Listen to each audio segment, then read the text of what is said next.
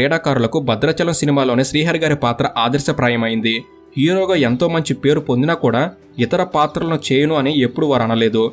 దాంతో క్యారెక్టర్ ఆర్టిస్టుగా నువ్వొస్తానంటే Nenoddantana, Brindavanam, D, king, Magadheera, తుఫాన్ చిత్రాలను నటించి మంచి పేరు తెచ్చుకున్నారు.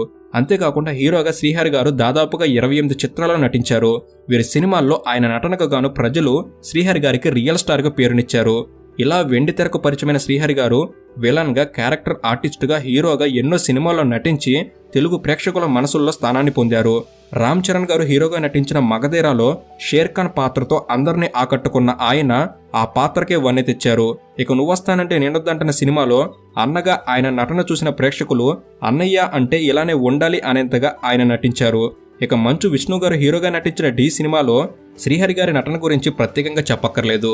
ఆయన పుట్టింది ఆంధ్రలో అయినా తెలంగాణ యాసలో డైలాగులు అద్భుతంగా చెప్పి